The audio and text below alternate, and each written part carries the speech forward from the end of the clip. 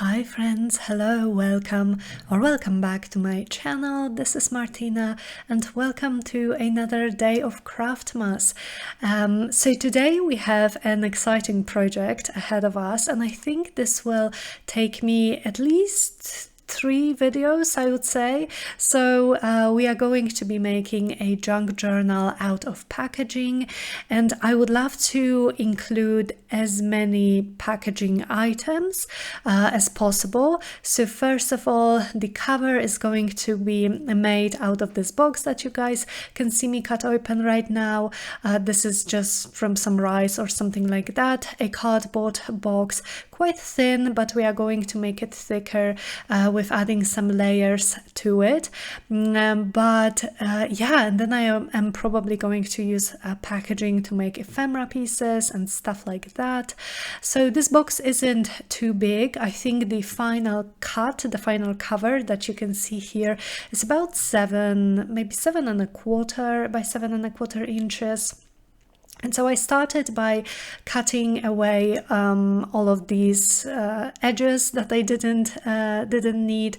And now, because this box is quite shiny, I used some very fine sandpaper block to just scrub away a little bit of this super shiny layer, because this way the anything really that I put on top of the cover will stick much better.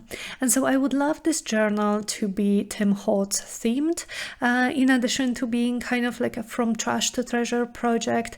So here you can see me, I'm going through these lovely Tim Holtz cards. I love them so much. They were gifted to me very, very kindly, and I've been using them sparingly, but I definitely want to make a dent in them for this particular project. But I thought I would find one card whose image I really liked for the front cover and one for the back cover, and then I am going to go in with some other scraps of paper to cover the whole thing up. So here are the papers that I am going to be using, in addition to my desk is so messy, you guys. So this is my paper scraps box. These ribbons should not have been there, but yeah, I am just going through this box looking for some scraps that I might want to use, in addition to some book pages and some patterned papers. This paper with roses, this is actually scraps of a packing paper, yeah, from one of my journal collections. I always like to get pretty packing paper for my customers whenever I send journals that I sell in my shop. But yeah, I'm going through the box. I pulled out some of the Tim Holtz paper scraps that I have, but I don't think that I will use a lot of them, not today at least. So then I am using my favorite ruler. This is a metal tearing ruler from the brand Joy Crafts, Crafts, and I got it on Amazon. However, I know that this particular one is quite often out of stock. I kind of waited till I saw it in stock and snatched it immediately, and I love it. But I also know that We Are Memory Keepers, they have a set of I think a few, maybe 3 rulers, and there is one in the set that is really similar to this one. I like this one because it has kind of like a rugged, irregular edge, which I really like.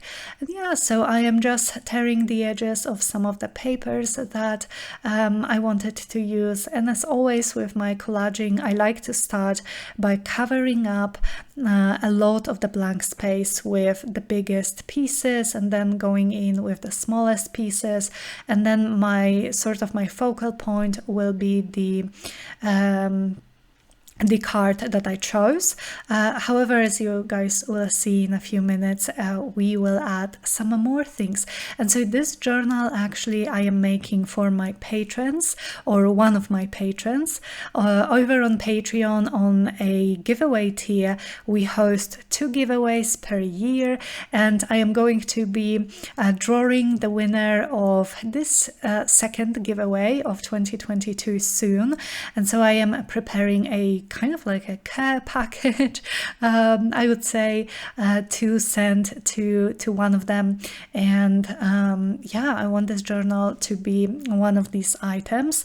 I am also planning to add some more things, but yeah, I'm really excited. And so what I wanted to do with this journal to make it special, I really wanted to use some actually vintage elements, vintage papers. So you guys will see when we go like further with the cover decoration, I will be using some vintage items. I already have some vintage and antique book pages here. So now, as you can see, I left the spine completely uncovered, and that's because I decided that I wanted to put a piece of fabric over the spine. And I really like to do it whenever I use cardboard or any sort of paper as my cover base, just because fabric is so much more durable than paper.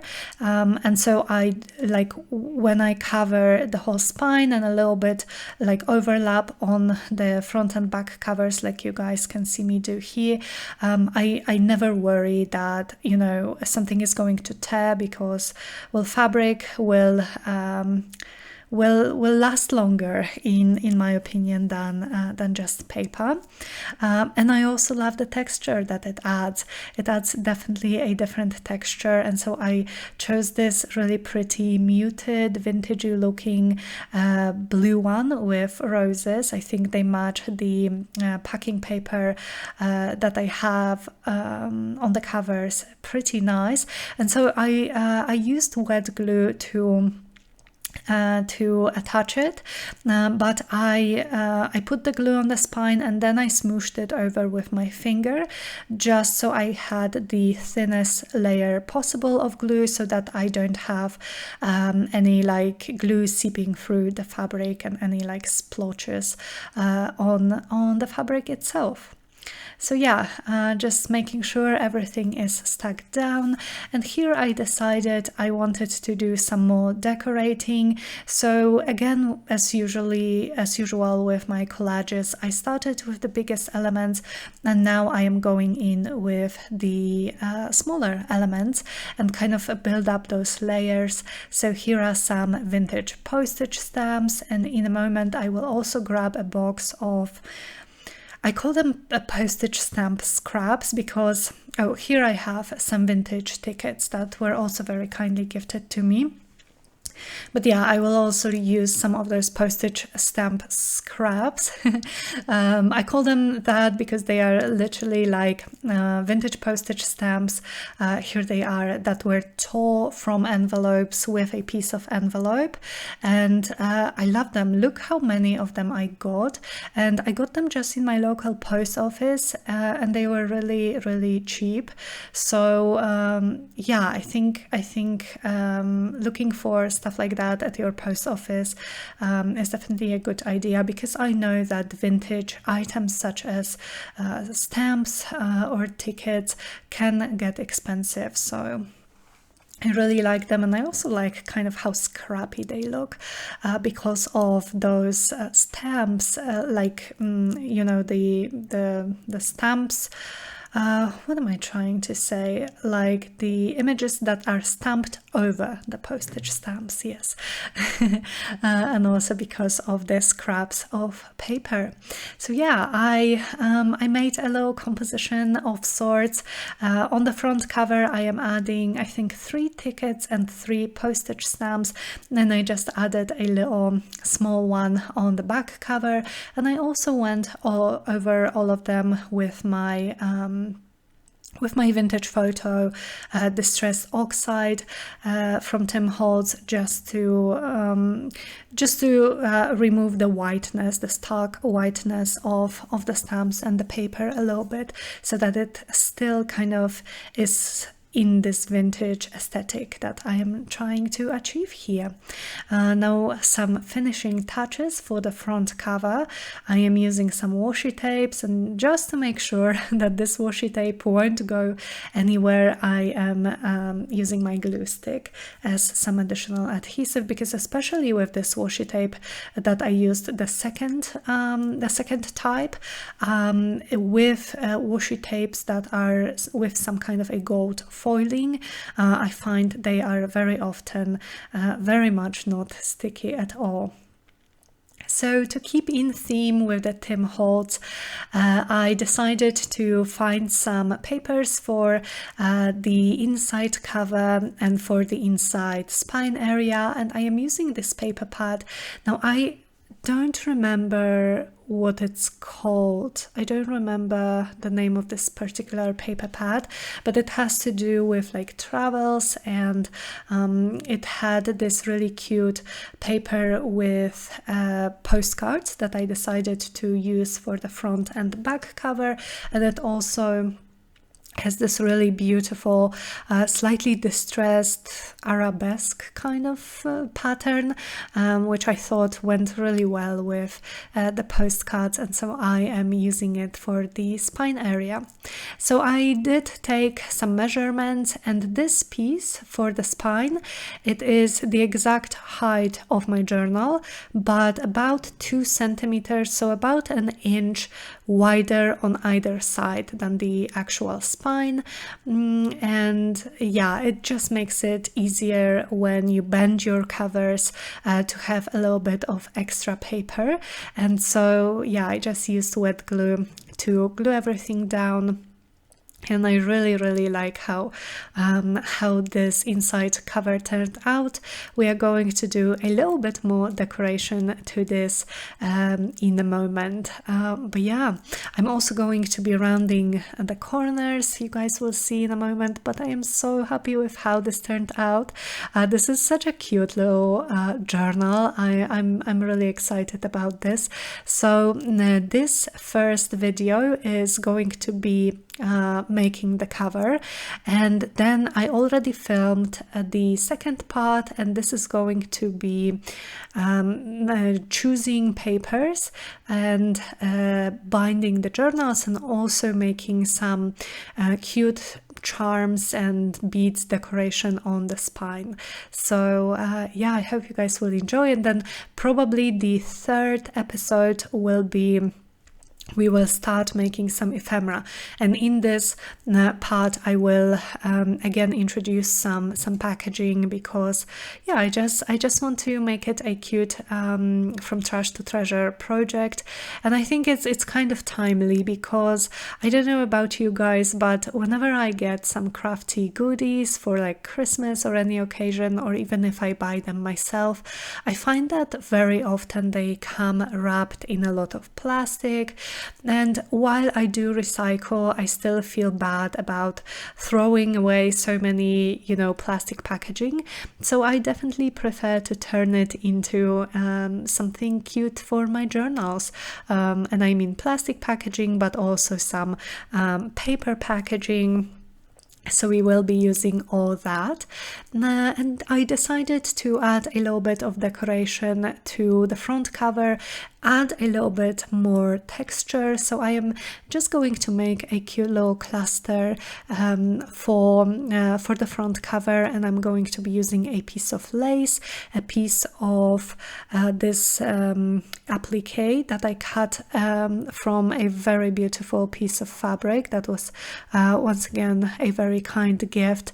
I'm using some of my favorite gold leaf trim. Oh, here I decided to vintage up the fabric a little bit more by going over it with my vintage photo, and I really liked this the way it turned out. And yeah, and I also have this vintage button, and I'm just adding a little bit of twine to it for yet another layer of texture and point of interest. And I am going to glue it all down to my cover using wet glue.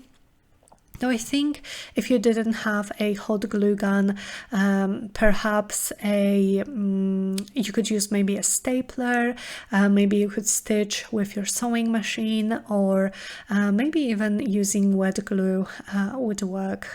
I'm not sure about the button, but with the rest it should work quite well.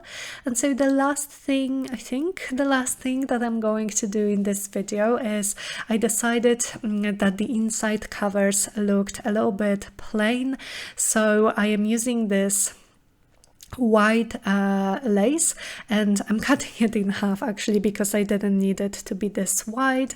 And I'm going to line it inside where the paper covering the covers kind of meets the paper covering the spine area, just to cover it up a little bit and decorate, and again add another texture. And yeah, I really liked how it turned out. So once again I am using wet glue and smooshing it with my finger, and I am using slightly longer pieces of lace just to be on the safe side, because then I am going to trim them, as you can see, with my scissors.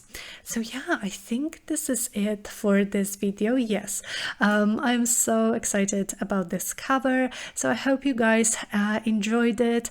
If you ever have any questions about my process, please let me know in the comments, and hope you will tune in 2 days time for the second part, where we are going to be choosing papers and binding them.